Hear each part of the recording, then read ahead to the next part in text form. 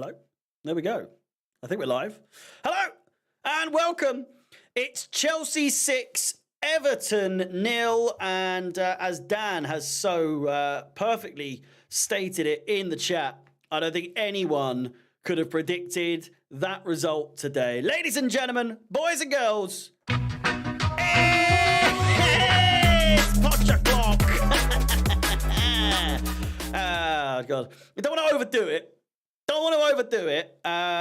It's safe to say, though, that it's a fantastic result. It really is a truly fantastic result. And it can't be discounted or discredited purely because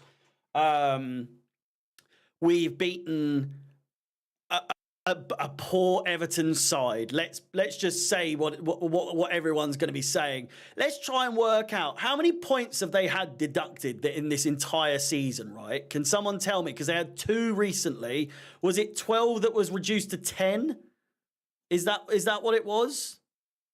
If someone could confirm in the chat how many points they've had in total deducted, then that would be great. 10 reduced to 6, then added 2. So it's 8 points. So if you really think 8 points on top of that, is that 36 points?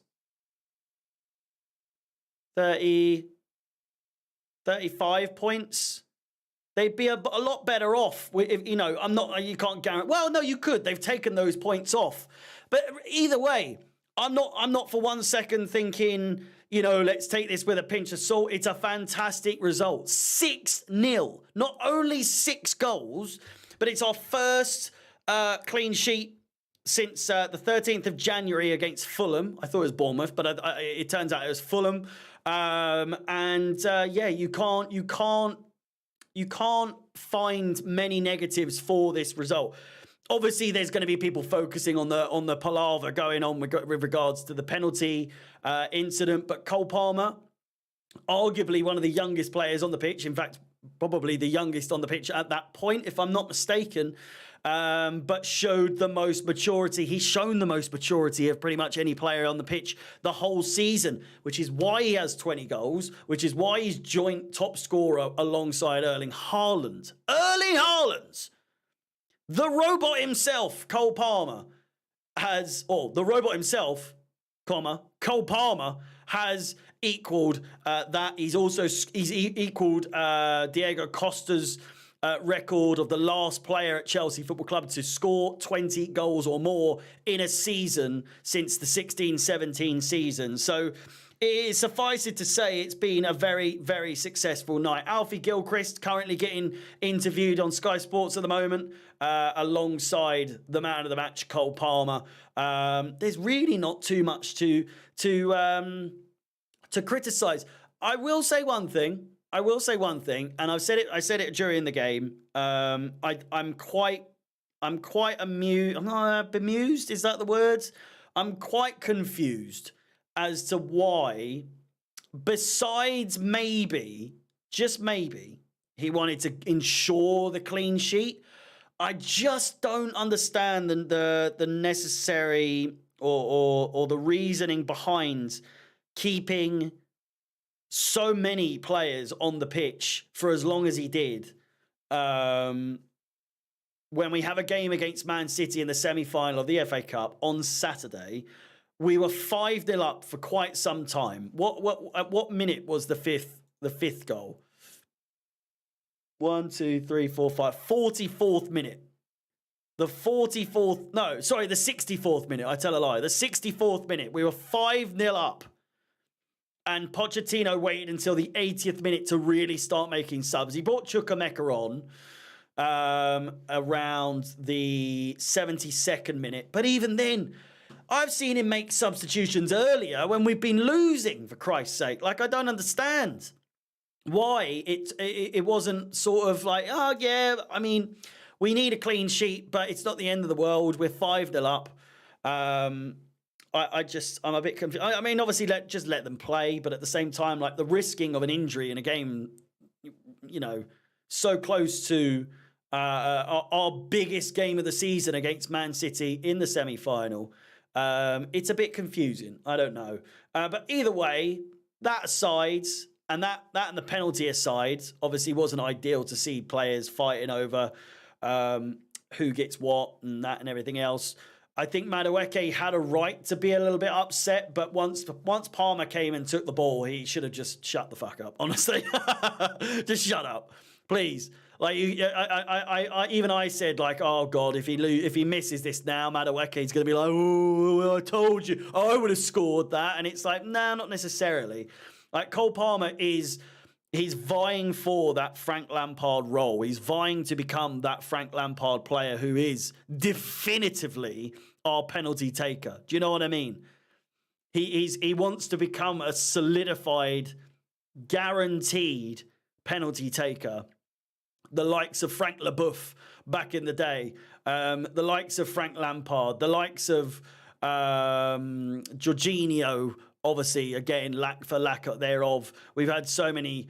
Eden Hazard, obviously, as well. There's been so many prolific penalty takers, whether you like to admit it or not. Jorginho is definitely one of them.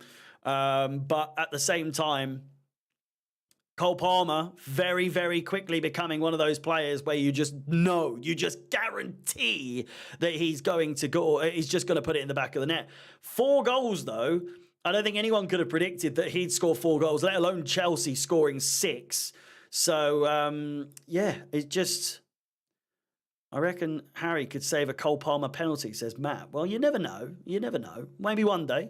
But yeah, what does that mean for the table? Shall we take a little look-see before we wrap up? Obviously, it's a bit disjointed in the sense of we have such congestion in terms of games coming up over the next couple of games. We've got obviously Man City in the FA Cup. We've got that on Saturday. Then on Tuesday next week, we've got Arsenal. Then on Saturday, we've got Aston Villa, 2 teams above us in the league, both fighting for either Premier League gold or a Champions League spot with Aston Villa. They've obviously just beaten Arsenal, so they'll still be on a bit of a high, I would imagine. Tottenham, they're literally trying to grab a hold of that fighting tooth and nail against Aston Villa to get that 4th place spot, with the 5th place spot looking a little bit dicey these days with the coefficiency and all that sort of thing. Then West Ham as well. They're in our sort of realm in terms of fighting for Europa League, Conference League, all that good stuff. So again, these next 4 games are really, really going to tell you whether or not Chelsea are going to make it into Europe next season. I still hold the belief that I'm a bit negative in the sense that I just can't see us. I really hope we prove me wrong. But at the same time, I need to see consistency. Man City game, if we lose, if we win, either way, it's as long as we play well. I'm not going into that game imagining that we're going to win. Do you know what I mean? Do you know what I'm saying? Like, realistically, I know we've just won 6-0. I'm coming into this Man City game just completely like, if we win, we win. If we lose, we lose. It is what it is. As long as we play well, I think the Arsenal game is arguably bigger than the Man City game. I'm not expecting us to win the FA Cup. That's just what it is. If we end up going through and winning the FA Cup, then fucking fair play, Pochettino. But at the same time, for me, the Arsenal game 3 days later is absolutely bigger. We need to be vying for those not Champions League, but those European spots. So with that said, again, Arsenal, Aston Villa, Tottenham, West Ham, they're games that you could really, it's a flip of a coin whether or not we're going to win them or not. Draw, maybe. Lose, probably, in at least 1 or 2 of them. I think we'll do well against Tottenham. I think we'll lose against Arsenal, unfortunately, but I'd love to beat them. I really would love to beat them.